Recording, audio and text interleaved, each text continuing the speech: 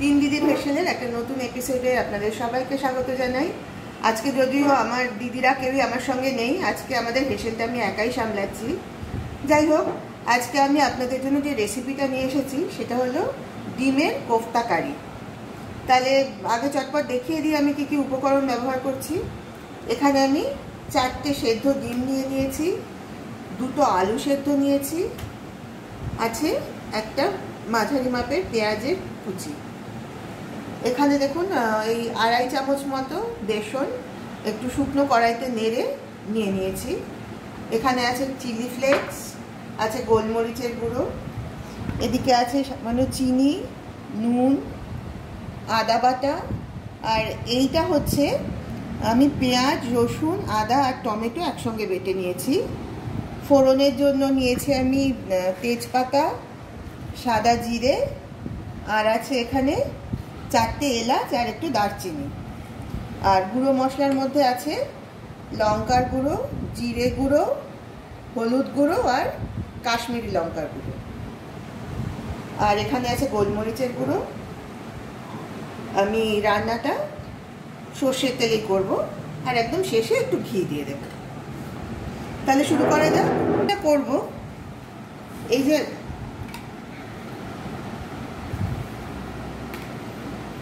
এই গ্রেটারটা দিয়ে আমি ডিম আর আলুগুলো ভালোভাবে গ্রেট করে নেব।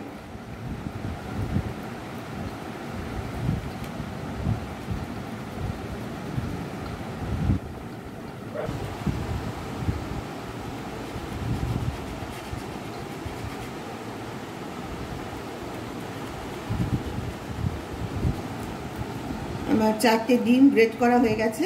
এবার আমি সেদ্ধ আলুগুলো ভালোভাবে গ্রেট করে নিচ্ছি।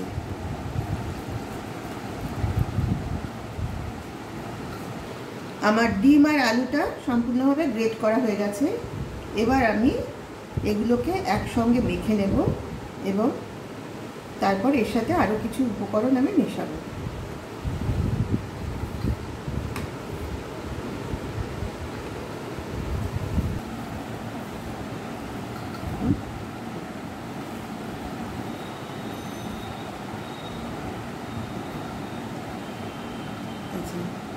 ডিম আর আলুটা প্রথমে মিশিয়ে নিলাম, তারপর আমি এর মধ্যে মেশাবো হচ্ছে প্রথমে দিয়ে দেব এই যে এক মিহি করে কুচিয়ে রাখা পেঁয়াজ,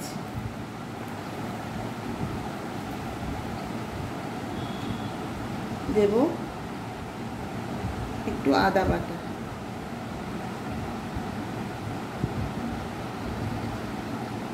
দেব নুন, 1 চামচের 3 ভাগের 1 ভাগ নুন দিলাম,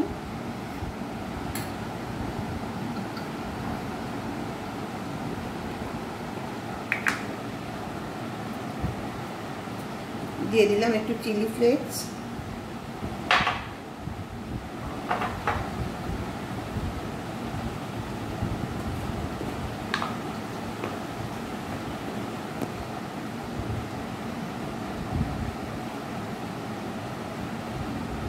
একটু গোলমরিচের গুঁড়ো,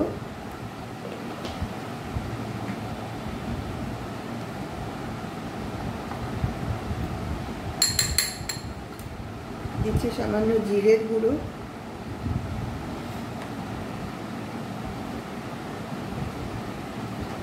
আর দেব গরম মশলার গুঁড়ো।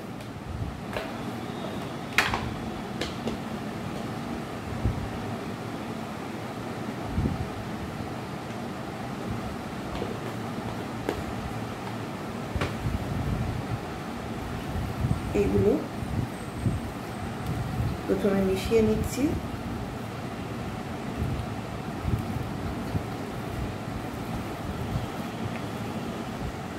এবার এর সাথে মেশাবো, এখানে আছে 2.5 চামচের মতো বেসন। বেসনটা কিন্তু আমি একটু শুকনো কড়াইতে নেড়ে নিয়েছি, তাহলে কি হবে, বেসনের কাঁচা গন্ধটা থাকবে না, গন্ধটা সুন্দর হবে। বেসনটা এর মধ্যে ঢেলে দিলাম। এবার এই সমস্ত উপকরণগুলো ভালোভাবে মিশিয়ে নেব।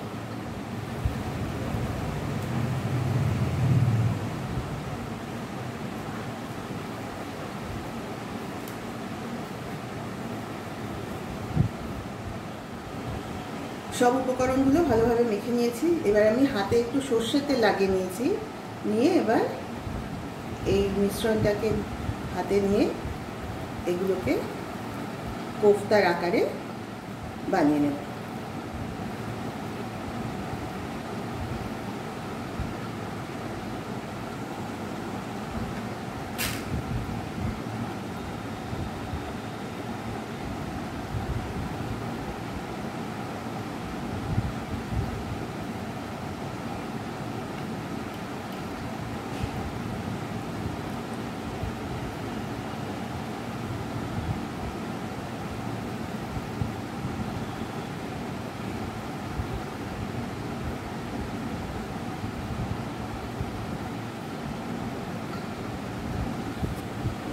আচ্ছা, আমি কোফতাগুলো বানিয়ে নিয়েছি। এবার আমি রান্না যাওয়ার আগে একটা গুঁড়ো মশলার মিশ্রণ তৈরি করে নেব।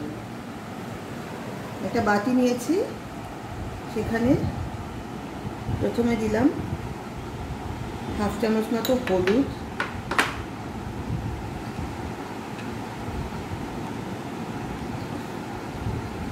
দিলাম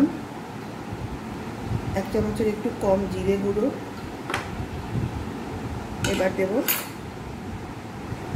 হাফ চামচ শুকনো লঙ্কার গুঁড়ো, এরপর দেব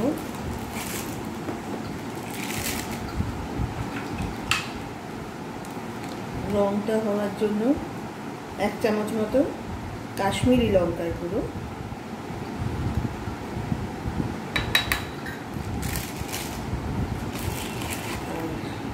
সব শেষে দেব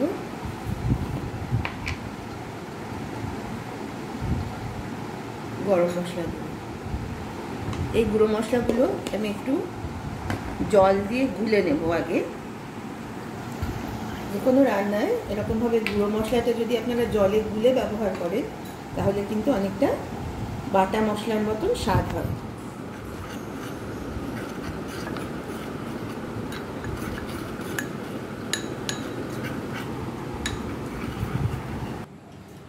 আমি গ্যাস জেলে গ্যাসে কড়াই বসিয়ে দিয়েছিলাম। কড়াইতে দিয়ে দিয়েছি খানিকটা সর্ষের তেল। তেলটা একটু বেশি দিয়েছি কারণ এই কোফতাগুলো ডুবো তেলে ভাজতে হবে। এগুলো ভাজা হয়ে গেলে আমি পরে তেলটা আবার কমিয়ে নেব। আচ্ছা, আরেকটা কথা হচ্ছে, আমার এই কোফতাগুলো একটু নরম হয়ে গেছিলো বলে আমি হালকা করে একটু কর্নফ্লাওয়ারের কোটিং দিয়ে দিয়েছি। আমার তেলটাও গরম হয়ে গেছে। এবার আমি একটা একটা করে এই কোফতা তেলের মধ্যে ছেড়ে দিচ্ছি।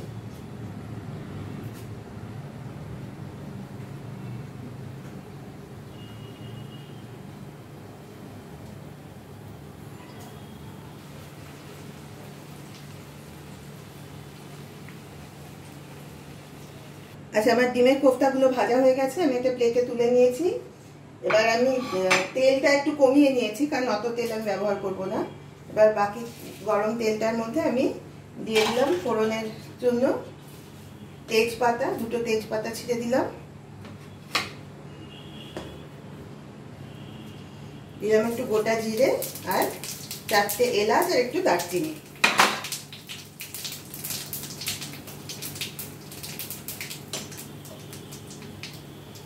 এবার আমি এর মধ্যে দিয়ে দেবো এই যে বেটে রাখা মশলাটা। এখানে পেঁয়াজ, রসুন, আদা আর টমেটো একসঙ্গে বাটা আছে, এটা আমি তেলের মধ্যে দিয়ে দিলাম।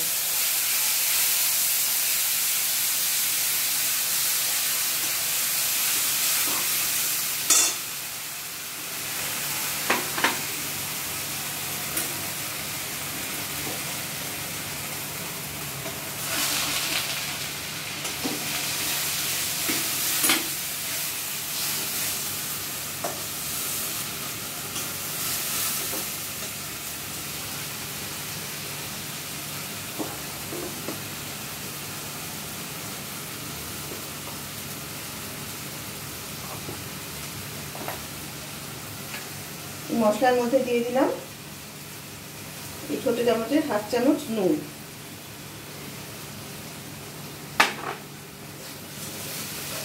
এবার এই মশলাটা খানিকক্ষণ কষিয়ে নেব।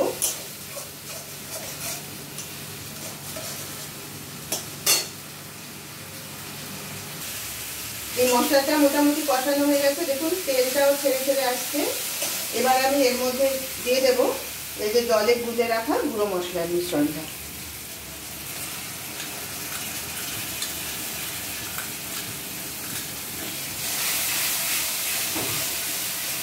এবার এই সবটা ভালোভাবে নেড়ে দেবো আর এটা ভালোভাবে কষিয়ে নেব।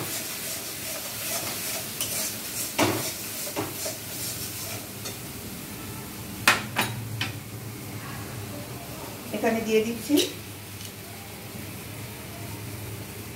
সামান্য চিনি,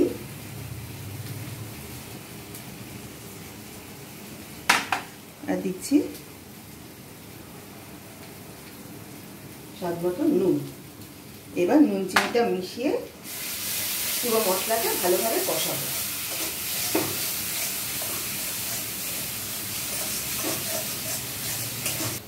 আমার মশলাটা খুব ভালোভাবে কষানো হয়ে গেছে। এবার আমি এর মধ্যে দিয়ে দেব আগে থেকে গরম করে রাখা জল।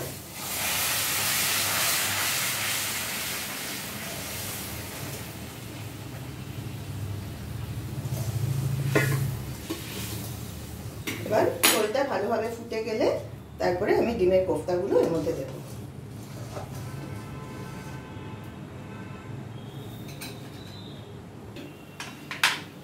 আমার ঝোলটা ভালোভাবে ফুটে গেছে।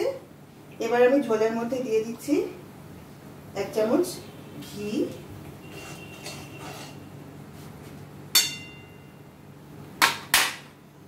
আর দিয়ে দেব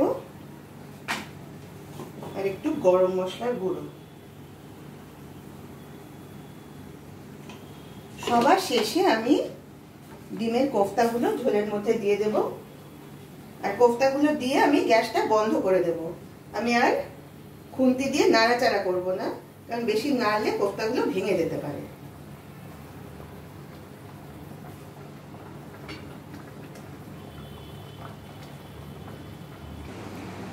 তাহলে একদম রেডি হয়ে গেছে আমাদের আজকের রেসিপি ডিমের কোফতা কারি। আপনারা একবার অন্তত এইভাবে বাড়িতে বানিয়ে খেয়ে দেখবেন, আশা করি সকলেরই ভালো লাগবে। আর খাওয়ার পরে কিন্তু অবশ্যই আমাকে কমেন্ট করে জানাবেন কার কেমন লাগলো, আর কে কোথা থেকে আমার এই ভিডিওটা দেখছেন সেটাও প্লিজ কমেন্টে আমাকে জানাবেন। আর যদি ভিডিওটা ভালো লেগে থাকে তাহলে প্লিজ একটা লাইক দেবেন আর শেয়ার করবেন ভিডিওটা যতটা সম্ভব। আর যারা যারা ফেসবুক থেকে এই ভিডিও দেখছেন তারা প্লিজ পেজটাকে ফলো করবেন, আর যারা এখনও চ্যানেলটা সাবস্ক্রাইব করেননি তারা প্লিজ তাড়াতাড়ি চ্যানেলটাকে সাবস্ক্রাইব করুন। আজ তাহলে এই পর্যন্তই, কাল আবার আপনাদের সামনে আসবো একটা নতুন রেসিপি নিয়ে। সবাই ভালো থাকবেন, নমস্কার।